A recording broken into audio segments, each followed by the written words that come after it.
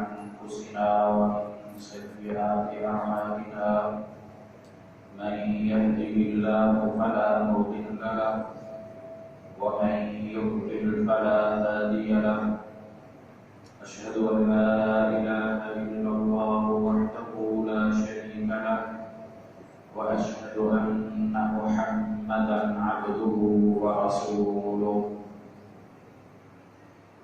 يا أيها الذين آمنوا اتقوا الله حق تقاته ولا تموتن إلا وأنتم مسلمون يا أيها الناس اتقوا ربكم الذي خلقكم من نفس واحدة وخلق منها زوجها وبث منهما رجالا كثيرا ونساء واتقوا الله الذي تساءلون به والأرحام إن الله كان عليكم رقيبا يا أيها الذين آمنوا اتقوا الله وقولوا قولا سديدا يصلح لكم أعمالكم ويغفر لكم ذنوبكم ومن يطع الله ورسوله فقد فاز فوزا عظيما أما بعد فإن خير الحديث كتاب الله وخير الهدي هدي محمد صلى الله عليه وسلم وشر الأمور محدثاتها وكل محدثة بدعة وكل بدعة ضلالة وكل ضلالة في النار. أعوذ بالله من الشيطان الرجيم. لقد جاءكم رسول من أنفسكم عزيز عليه ما عنتم حريص عليكم بالمؤمنين رؤوف رحيم. صدق الله مولانا العظيم. تمام تعریفات اللہ رب العالمین کے لیے جو ہمارا خالق و مالک ہے، جو ہمیں رزق عطا کرنے والا ہے، صحت عافیت اور وقت کی نعمت سے ہمیں مالا مال کرنے والا ہے، حساب و کتاب کے دن کا مالک، سوال و جواب کا مالک، عدل اور میزان کا مالک ہے. درود و سلام محمد عربی صلی اللہ علیہ وسلم پر جو رحمت للعالمین بنا کر بھیجے گئے، جن کا آنے کا مقصد اللہ رب العالمین نے ہماری خیرخواہی بتایا، ہماری بھلائی بتایا. سورۃ التوبہ کی آیت نمبر 128، سیکنڈ لاسٹ آیت اس سورت کی 11ویں پارے میں جو اللہ رب العالمین نے نازل کی، وہ پیغام ہمیں یہ دے رہی ہے کہ اس رسول کا تعارف کیا ہے، اس کی بعثت کا مقصد کیا ہے. وہ رسول، وہ نبی یعنی محمد عربی صلی اللہ علیہ وسلم یہ تم سے کیا چاہتے ہیں. لقد جاءکم رسول من انفسکم. اللہ رب العالمین نے اس آیت مبارکہ میں نبی علیہ السلام کی صفات بتلائی ہیں، اور یہ وہ صفات ہیں جو اللہ نے ان کے اندر رکھی. پہلی صفت کیا ہے؟ لقد جاءکم رسول من انفسکم، کہ یہ رسول تمہارے میں سے ہیں، تمہارے اندر سے رسول بنائے گئے ہیں. یہ ان کی جو تخلیق ہے وہ بشر ہے، وہ انسان اس لیے بنائے گئے ہیں تاکہ تمہاری تعلیم اور تربیت کا اہتمام کر سکیں، تاکہ تمہارے لیے ان کو عملی نمونہ بنا کر پیش کیا جا سکے. جیسا کہ اللہ رب العالمین نے دوسری جگہ ارشاد فرمایا ہے، لقد کان لکم فی رسول اللہ اسوۃ حسنہ. یہ نبی، یہ رسول جو اللہ نے مبعوث کیا، جس کی رسالت کا مقصد اللہ نے یہ بتایا کہ یہ تمہاری نامہ اعمال کو بہتر بنانے کے لیے ہیں، تمہیں ہدایت کا راستہ بتانے کے لیے ہیں، تمہارے لیے یہ اسوہ حسنہ ہے، نمونہ ہے، اور یہ صرف کہنے کی حد تک نہیں، زبان سے ادا کرنے کی حد تک نہیں، بلکہ یہ ارکان جو جوارح اللہ نے دیے ہیں، یہ جو اعضاء اللہ نے دیے ہیں، ان سے عمل کر کے یہ بتلانا ہے کہ ہاں یہ مقصد تھا اس بعثت کا، اور رسول اللہ سے اللہ رب العالمین نے جو کام کروائے، جو تعلیم ہمیں دلوائی، اس تعلیم کا مقصد، اس کا مفہوم یہ ہے کہ ہم اپنے عمل کے ساتھ اس کو ثابت کریں کہ ہاں جو اللہ نے رسول بھیج کر جو مقصد ہمیں بتا دیا، جو ہمارے لیے اسوہ حسنہ بنا دیا، ہم اسوہ حسنہ کو اس مضبوطی کے ساتھ تھامے ہوئے ہیں، اس کی زندگی پر اپنی زندگی کو اس طرح چلائے ہوئے ہیں کہ ہمیں دنیا اور آخرت کی فکر ختم ہو جاتی ہے۔ من انفسکم، اللہ نے رسول کی بعثت کی، اس امت پر انعام کیا، اور وہ کس وقت کیا؟ جب عرب جاہلیت کے گڑھوں کے اندر کھو چکے تھے، وہ اس دلدل کے اندر پھنس چکے تھے کہ مختلف قسم کے معبود، مختلف قسم کے الہ، مختلف قسم کے رب انہوں نے اپنے لیے بنا لیے تھے، اور ایسے رب انہوں نے بنائے جن کی تخلیق وہ اپنے ہاتھوں سے کرتے تھے۔ اللہ رب العالمین نے اس امت پر انعام کیا، قریش پر انعام کیا، عرب پر انعام کیا، عجم پر انعام کیا کہ ان کی ہدایت کا ذریعہ، ہدایت کے لیے ایک معلم بنا کر بھیج دیا، اور وہ معلم جس کے معلم مبعوث ہونے سے پہلے زندگی اس طرح ہے جس طرح ہر کسی کو تعلیم دی گئی کہ یہ نمونہ ہونا چاہیے۔ نبی علیہ السلام کی جو زندگی مبارکہ 40 سال تک گزری، آپ علیہ السلام وہ قریش میں رائج، وہ عرب میں رائج تمام خرافات سے پاک رکھا گیا۔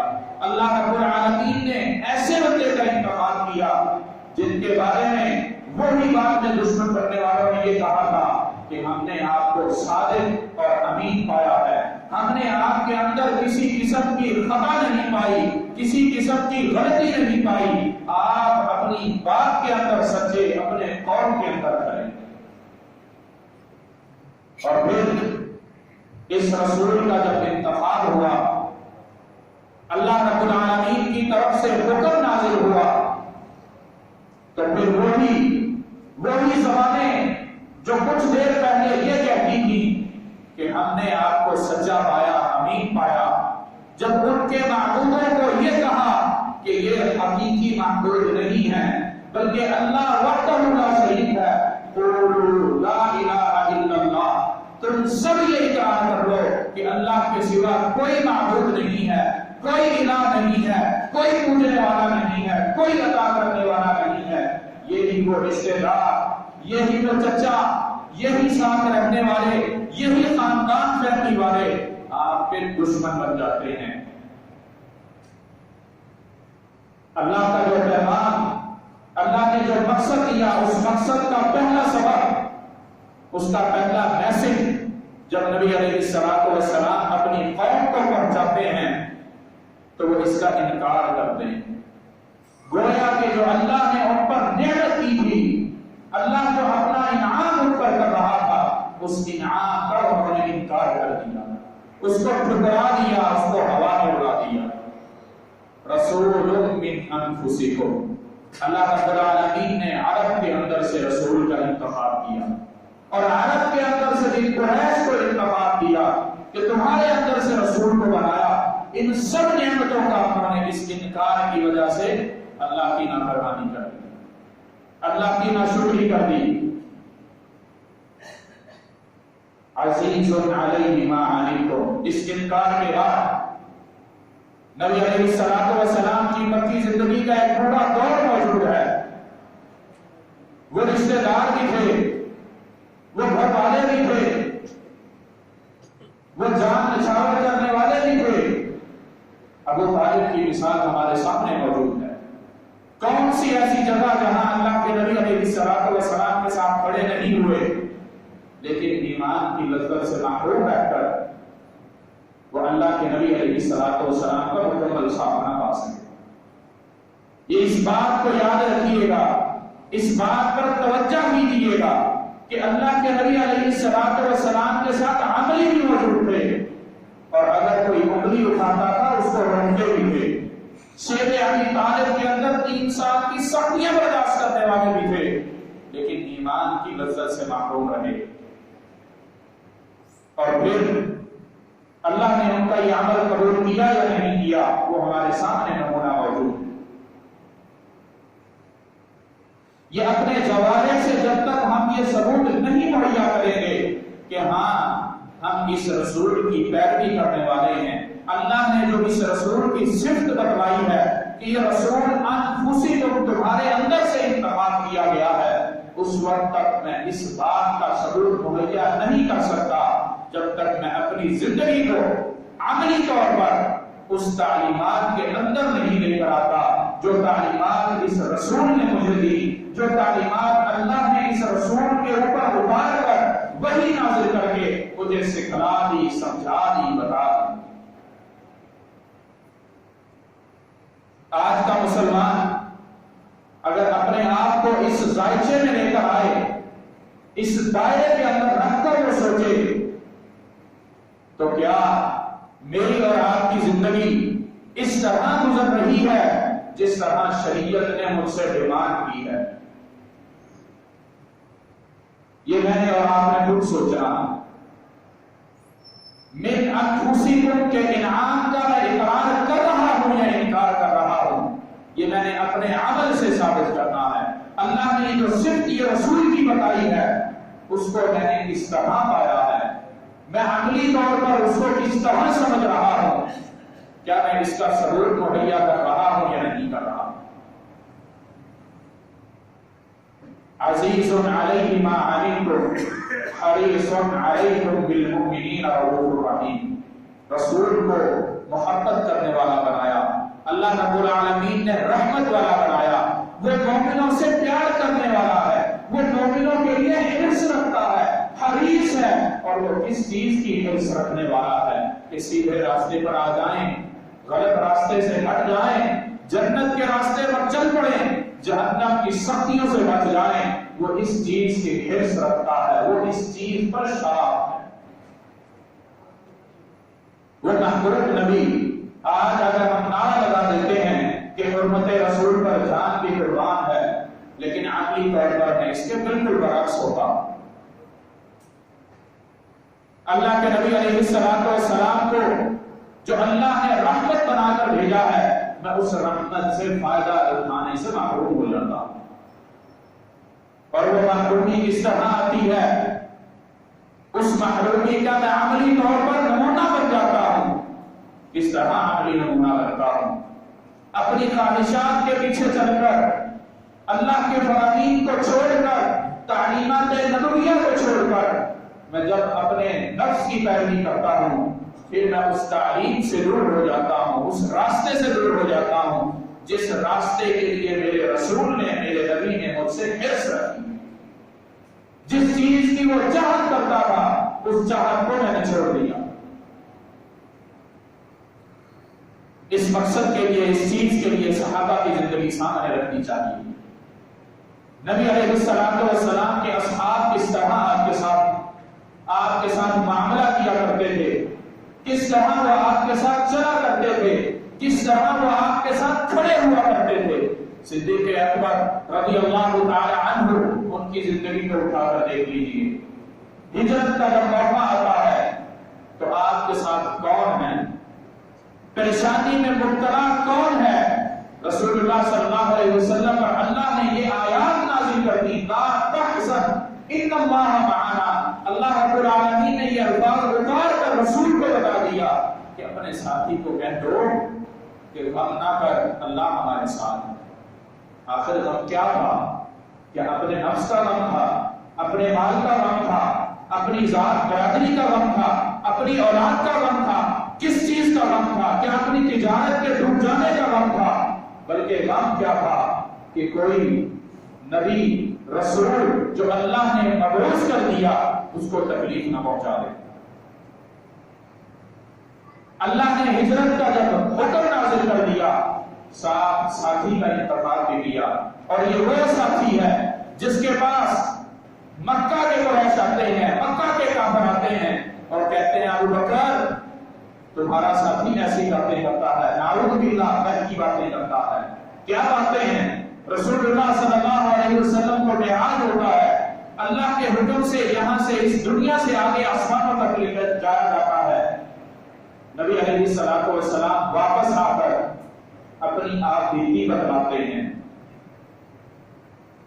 ایمان نہ لے کر آنے والے، دل سے اقرار نہ کرنے والے، وہ اس پر یقین نہیں کرتے، وہ اس بات پر اقرار کرنے سے گریز کرتے ہیں کہ یہ تو عجیب سی بات ہے، یہ کیسے ممکن ہے، جبکہ اللہ کے ہاں کچھ بھی ناممکن نہیں ہے۔ یہی بات سیدنا صدیق اکبر کو آ کر بتلائی جاتی ہے کہ تمہارا ساتھی اس طرح کی باتیں بتلا رہا ہے۔ صدیق اکبر کے وہ الفاظ سنہرے حروف سے لکھنے والے الفاظ ہیں۔ ایسے ہی ان کو صدیق کا لقب نہیں ملا، ایسے ہی ان کو اس طرح کے درجات نہیں ملے، اس امت میں نبیوں کے بعد سب سے پہلا نمبر ایسے ہی نہیں ملا۔ ان کے الفاظ کیا تھے؟ اگر یہ باتیں محمد علیہ السلام نے کہی ہیں تو یہ سچی ہیں، کھری ہیں، ان میں کوئی کھوٹ نہیں ہے، مکمل اس پر ایمان لے کر آتے ہیں۔ یہ انہوں نے اپنی صداقت کا ڈھیرا بنوایا، یہ انہوں نے عملی طور پر نمونہ پیش کر دیا کہ نہ صرف محمد کے ساتھ زبان سے ہی محبت نہیں کرتا، میں محمد کے اخلاق سے صرف متاثر نہیں ہوں، میں محمد کی تجارت سے صرف متاثر نہیں ہوں، میں اس کی فیملی کی وجہ سے متاثر نہیں ہوں، بلکہ اس کے تعلیمات کی وجہ سے متاثر ہوں، اس کی تعلیمات کا میں اقرار کرتا ہوں اور عملی طور پر میں اپنے آپ کو نمونہ بناتا ہوں۔ ایک لمبی لائن ہے صحابہ کرام رضوان اللہ علیہم اجمعین، ان پر جان قربان کرنے والے۔ آپ علیہ الصلوۃ والسلام کے پاس ایک شہیر آتا ہے، آپ صلی اللہ علیہ وسلم کی داڑھی پکڑنے کی کوشش کرتا ہے، آپ کا صحابی برابر پہ کھڑا ہے، تلوار سے اس کے ہاتھ پہ مارتا ہے، وہ ہاتھ آگے بڑھاتا ہے، اس کے ساتھ مارتا ہے۔ اگر نبی نے حرص کی ہے سیدھے راستے کے انتخاب کے لیے تو آپ کے صحابہ نے بھی اس کا عملی نمونہ پیش کیا۔ صرف مال ہی لے کر آپ کی خدمت میں نہ آئے، اپنی جان بھی لے کر نکل پڑے۔ رسول اللہ صلی اللہ علیہ وسلم کی ذات جو ہمارے لیے حریص تھی، اور یہ صرف حرص وہیں تک نہیں رکتی، صحابہ تابعین کے زمانے تک نہیں رکتی، بلکہ جاءکم، یہ کم کا جو صیغہ اللہ نے بولا ہے، جب تک یہ امت رہے گی اس وقت تک یہ حریص رہے۔ اس کا ایک معنی یہ بھی ہے کہ اللہ رب العالمین نے محمد علیہ السلام کی بعثت کے بعد کسی دوسرے نبی کا نزول نہیں کرنا، کسی دوسرے نبی کی تقرری نہیں کرنی، بس تھم گیا یہاں سلسلہ، نبوت رک گئی، یہ سلسلہ اب آگے چلنے والا نہیں ہے۔ ختم نبوت کا انکار جو کر رہا ہے وہ اس آیت کا بھی انکار کرتا ہے۔ پھر اللہ رب العالمین نے انفسکم کے اندر ایک اور صفت رکھ دی۔ اگر قریش کی وہ بات جو وہ یہ کہتے تھے کہ یہ تو ہمارے جیسا ہے، ہمارے اندر سے یہ رسول بن گیا، ہمارے اندر سے اٹھ کے ہماری تعلیمات کو، آباء و اجداد کی باتوں کو غلط کہنے لگ گیا، یہ کیسے ہو سکتا؟ اللہ رب العالمین نے اس میں بھی حکمت رکھی اور یہ حکمت بتلا دی۔ میں نے رسول کو تمہارے اندر سے اس لیے انتخاب کیا تاکہ تمہارے معاملات تمہاری طرح کر کے تمہیں بتلا دے، سکھلا دے، وہ تجارت ہو، وہ معیشت ہو، وہ معاشرت ہو، وہ معاملات ہو، وہ حقوق اللہ ہو، حقوق العباد ہو، جتنے بھی معاملات ہیں جو ایک انسان کی زندگی کے ساتھ جڑے ہوئے ہیں، وہ سارے معاملات یہ رسول کر کے بتلائے گا، تمہیں سکھلائے گا۔ اس لیے انفسکم، اگر اللہ رب العالمین فرشتہ مقرر کر دیتا، اللہ کو تو کوئی مشکل نہ تھی، اللہ انتخاب کر سکتا تھا، لیکن فرشتے کا اور ہمارا معاملہ الگ۔ اللہ نے فرشتے کو نور سے تخلیق کیا، آدم کو انسان کو مٹی سے پیدا کیا، تو یہ ضروری ہوا کہ جس کی بھلائی چاہیے، جس کی تربیت چاہیے، جس کو تعلیم دینا چاہیے، اس کا معلم بھی اسی کے اندر سے ہوا۔ بے شمار حکمتیں اللہ کے نبی علیہ السلام کی بعثت کی، جن کا ذکر محدثین مفسرین نے کیا، اور ان کا احاطہ کوئی کر نہیں سکتا سوائے اللہ کی ذات۔ یہ حکمتیں تمام کی تمام اللہ رب العالمین کو معلوم ہے۔ پھر اللہ کے رسول علیہ السلام اسی حرص کو رکھتے ہوئے اپنے خاندان کو دعوت اللہ دیتے ہیں، رجوع اللہ کرتے ہیں، اللہ کی طرف بلاتے ہیں، اور وہ جب اس کا انکار کرتے ہیں، دشمن بن جاتے ہیں، پھر اللہ کے رسول علیہ السلام کا عمل کیا؟ پھر اللہ کے نبی علیہ السلام نے ان کے ساتھ معاملہ کیا رکھا؟ کھانا پینا تجارت ساری انہوں نے توڑ دی، صبر کا دامن نہ چھوڑا، صبر کے ساتھ استقامت کے ساتھ اللہ کی طرف ان کو دعوت دیتے رہے۔ بے شمار قسم کے پروپیگنڈے جو اللہ کے نبی علیہ السلام کی ذات مبارکہ کے لیے کیے گئے، ان سب کا انکار رسول اللہ علیہ السلام سے ہمیں کیسے ملتا؟ کیا آپ علیہ السلام نے صرف زبان سے کہا تھا؟ کیا آپ علیہ السلام نے اعلانات کروائے تھے، یا اپنے ساتھیوں کو کہلوا کر بھجوا دیا تھا کہ جاؤ راستوں پر کھڑے ہو جاؤ، جو گزرگامی ہے اندر آنے کی اور جانے کی وہاں پر کھڑے ہو جاؤ، ہر آنے والے کو یہ بتلا دو کہ میں سچا ہوں، میں اللہ کا رسول ہوں، مجھے مبعوث کر دیا گیا ہے، میں اللہ کی طرف سے پیغام لے کر آیا ہوں۔ اللہ کے نبی علیہ السلام نے ایسا کچھ نہیں کیا۔ آپ علیہ السلام نے عمل سے یہ بتلایا، اپنے اخلاق سے بتلایا، حقوق اللہ کے ساتھ، حقوق العباد کے ساتھ بتلایا کہ میں ہی سچا ہوں، میرے پاس جو تعلیم ہے، میرے پاس جو اللہ کی وحی نازل ہو رہی ہے، وہ سچی اور کھری ہے۔ اللہ نے میری جو بعثت کی ہے اس کا مقصد یہ عمل کے ساتھ، اور اگر عمل نہ ہوتا تو شاید کوئی اقرار بھی اس طرح نہ کرتا کہ آپ علیہ السلام کے وہ دشمن جو آپ علیہ السلام کی جان لینے کے لیے نکلتے ہیں اور واپس جا کے اعلان کرتے ہیں کہ تم اس کا مقابلہ نہیں کر سکتے، دشمنی نکالنے کے لیے آتے ہیں اور ایمان قبول کر کے جاتے ہیں، اسلام میں داخل ہو کر جاتے ہیں۔ یہ عمل تھا۔ نبی علیہ السلام کی ایک حدیث، اللہ کے نبی علیہ السلام فرماتے ہیں انما انا لکم بمنزلۃ الوالد اعلمکم، کہ میں تمہارے لیے بعثت کے بعد والد کے قائم مقام ہوں۔ جس طرح آج ہم جس سے تعلیم حاصل کرتے ہیں وہ ہمارا استاد ہو، کسی بھی فیلڈ کا استاد ہو، وہ والد کے قائم مقام سمجھا جاتا۔ حقیقی والدین پیدائش کے بعد چھوٹی عمر میں پرورش کر دینے کے بعد ایک استاد کے حوالے کر دیتے ہیں، اس کا انتخاب کرتے ہیں، وہ تلاش کرتے ہیں کہ بہترین استاد ہو جو اپنی زندگی میں نمونہ ہو، عمل کرنے والا ہو، وہ مثالی استاد ہو، اس کے حوالے اپنے بچے کو کر دیتے ہیں۔ پھر وہ استاد اس کو بناتا ہے، اس کو سنبھالتا ہے، اس کو دکھاتا ہے۔ پھر استاد کا کردار ہوتا ہے اس کی زندگی کو اچھا بنانے میں، اس کی زندگی کو برا بنانے میں۔ یہی اللہ کے نبی علیہ السلام نے پیغام دیا، بمنزلۃ الوالد، میں تمہارے لیے والد کی منزلت پر ہوں۔ اس کا مقصد کیا ہے؟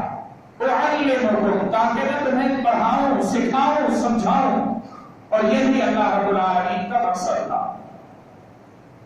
جو اللہ نے انتخاب کیا، بعثت کی، رسالت بھیجی، وحی نازل کی، اس کا مقصد بھی یہی تھا، ہماری تربیت، جہنم سے دور کر کے جنت کی طرف لے جانا، گمراہی کے راستے سے کھینچ کر ہدایت کے راستے کی طرف لے جانا۔ آج اگر ہم مسائل مشاکل کا شکار ہیں تو کیوں ہیں؟ اس پر ہمیں توجہ کرنی۔ ہم لمبی لمبی تقریریں سن لیں اور بھول جائیں، اس کا فائدہ نہیں۔ مختصر بات، انتہائی اختصار کے ساتھ اگر ہم یہ چیز پکڑ لیں مضبوطی کے ساتھ کہ میری تخلیق عمل کے لیے تھی، عبادت کے لیے تھی، رسول کی بعثت عملی طور پر تھی، اللہ نے عمل مانگا ہے، جو ڈیمانڈ کی ہے وہ عمل ہے، زبان سے میں اعلان کروں یا نہ کروں، میں سپیکروں کے اندر چلا کر کہوں یا نہ کہوں، حرمت رسول پر جان قربان ہے، یہ مجھے کہنے کی ضرورت ہی نہیں۔ کیوں ضرورت نہیں؟ میرا عمل بولے، میری باڈی بولے، میرے جوارح بولیں گے، اعضاء بول بول کر بتائیں گے، چیخ کر کہیں گے کہ ہاں جس رسول کے ساتھ محبت کی ہے اس رسول کے ساتھ میں اطاعت کرتے ہوئے اس کا ثبوت دے رہا۔ اور یہی ثبوت صحابہ نے دیا تھا، جن کو اللہ نے اولئک حزب اللہ کہا، جن کو اللہ نے اولئک هم المهتدون کہا، اللہ نے اولئک هم المفلحون کہا، ان کو اللہ نے ایسے ہی نہیں کہا، عملی ثبوت مہیا کیا، جن کے لیے اللہ نے یہ شرط بتا دی تھی اور یہ رہتی دنیا تک شرط موجود ہے، وَأَنْتُمُ الْأَعْلَوْنَ إِن كُنتُم مُؤْمِنِينَ۔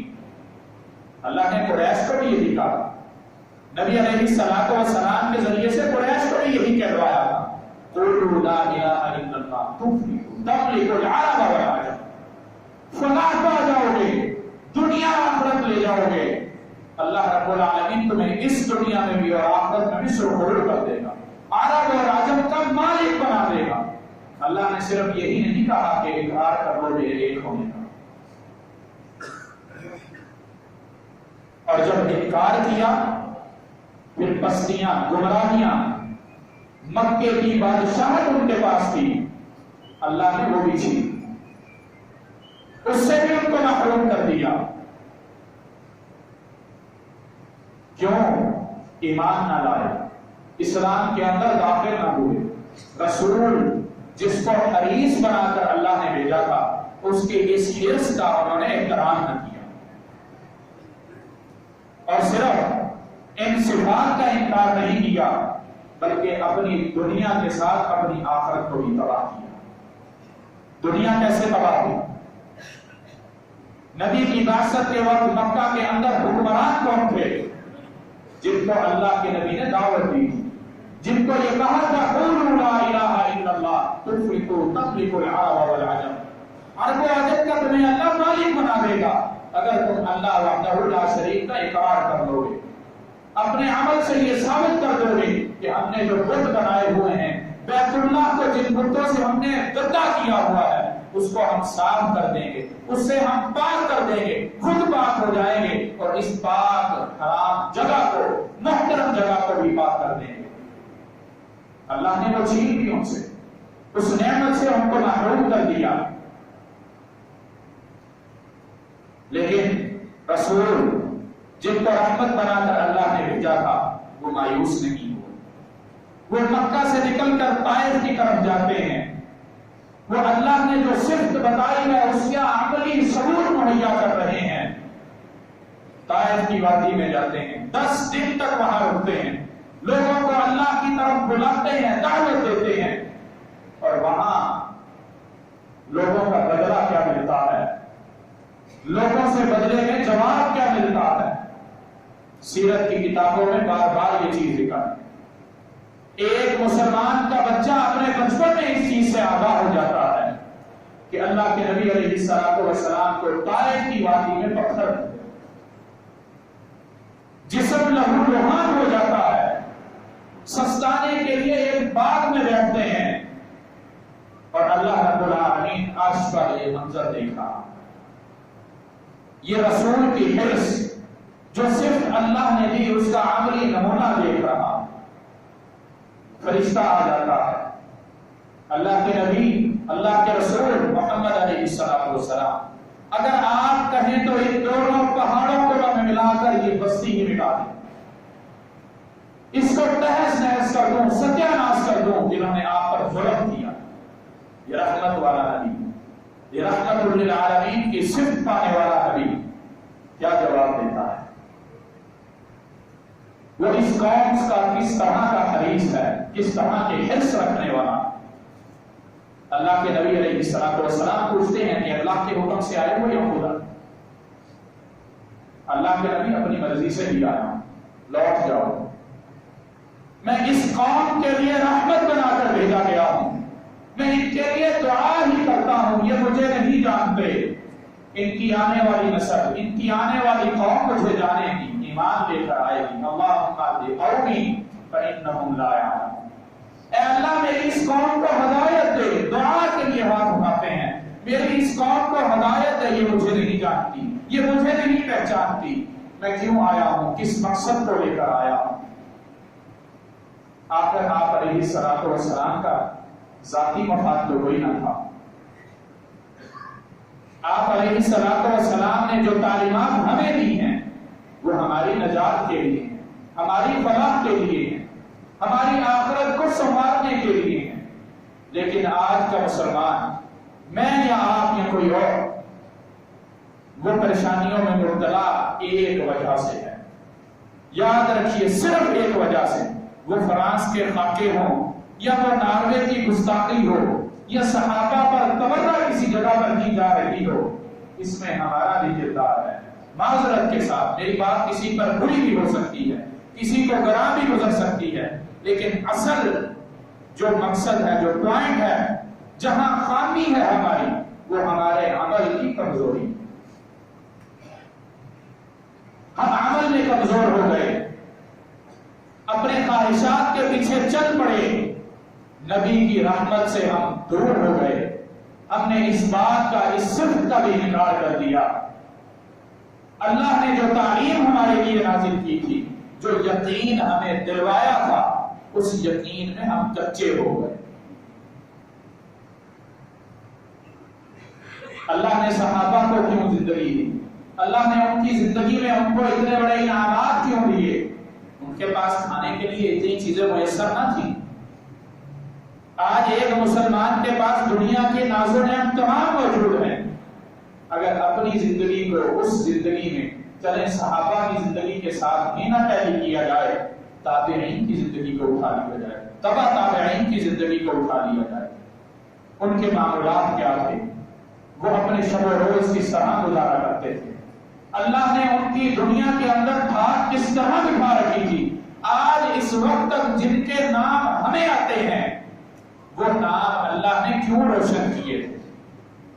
آج کوئی بڑا مالدار آدمی اس دنیا سے رخصت ہو جائے تو اس کو کتنی دیر تک یاد رکھا جاتا؟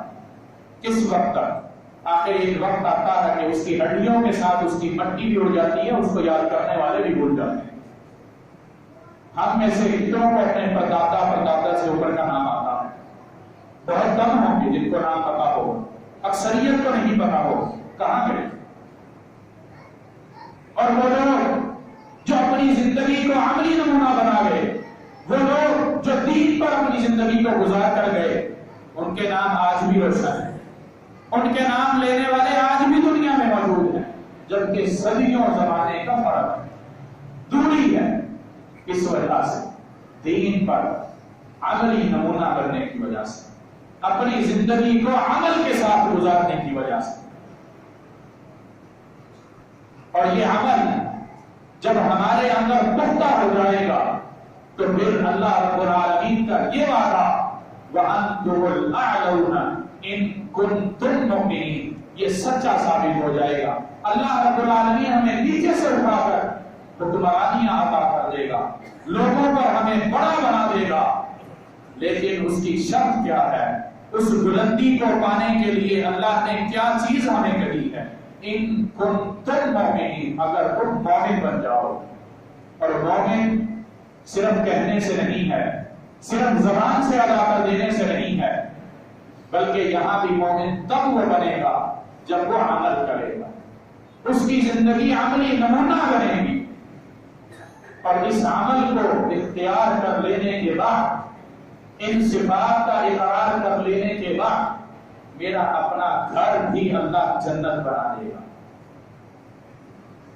میرا عمل میرے گھر والے دیکھیں گے، میرے بچے جب دیکھیں گے، وہ بھی عملی نمونہ بنیں گے، وہ بھی میرا اسی طرح احترام کریں گے جس طرح میں ان تعلیمات نبویہ کا احترام کروں گا۔ پھر اللہ ان کے دلوں کے اندر بھی ڈر پیدا کر دے گا، جو آج میرے نبی کی گستاخی کرتے ہیں، جو آج میرے صحابہ پر تبرہ کرتے ہیں، باتیں کرتے ہیں، گستاخیاں کرتے ہیں، پھر ان کے دلوں کے اندر اللہ روب ڈال دے گا، مومن کا روب ہوگا۔ وہ اس بات کو کرنے سے پہلے 100 دفعہ سوچیں گے، پھر اس طرح کی حرکتیں کرنے والا کوئی پیدا ہی نہیں ہوگا، بلکہ وہ مسلمان کو اپنی زندگی کے لیے رقم بھی مہیا کریں گے، وہ مسلمان کی معیشت کو طاقتور بنائیں گے، لیکن اس سے قبل مسلمان کو مومن بننا ہے۔ وَأَنْتُمُ الْأَعْلَوْنَ إِن كُنتُم مُؤْمِنِينَ وَآخِرُ دَعْوَانَا أَنِ الْحَمْدُ لِلَّهِ۔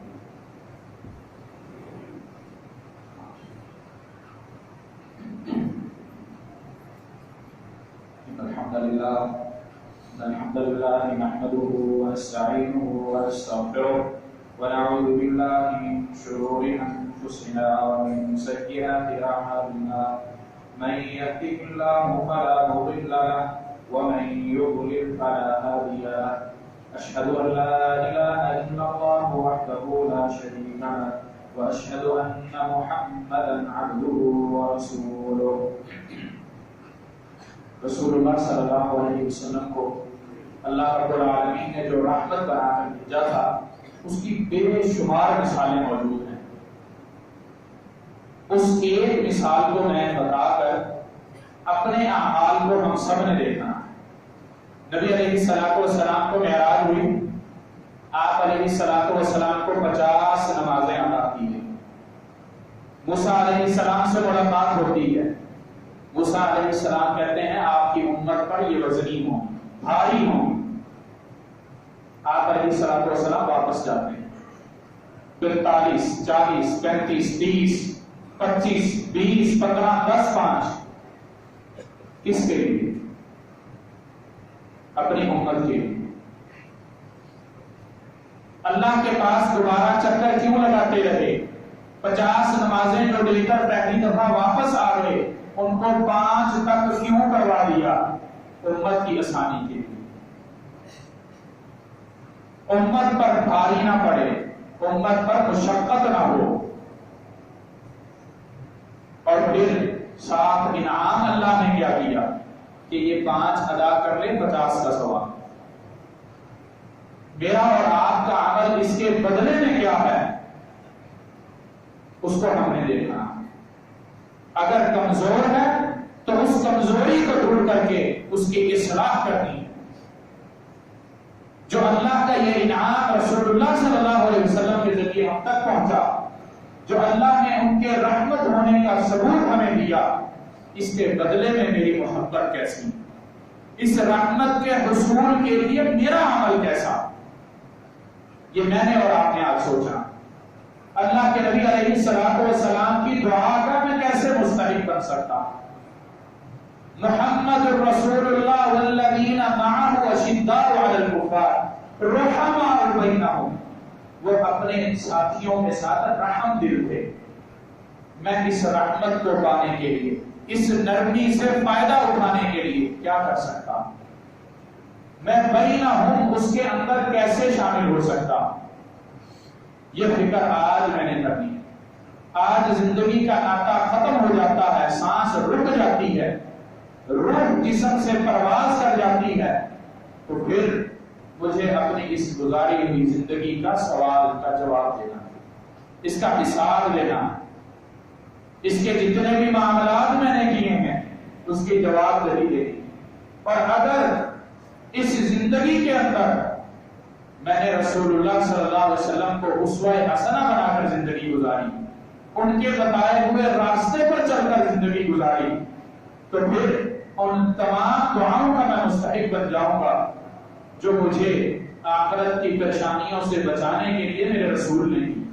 جس کی وجہ سے وہ پریشان تھے، جس وجہ سے اللہ نے وعدہ کیا کہ ہم اے محمد صلی اللہ علیہ وسلم تمہاری امت کو تمہاری اس پریشانی میں مطمئن کریں گے، تمہیں خوش کریں گے تمہاری امت کے لیے۔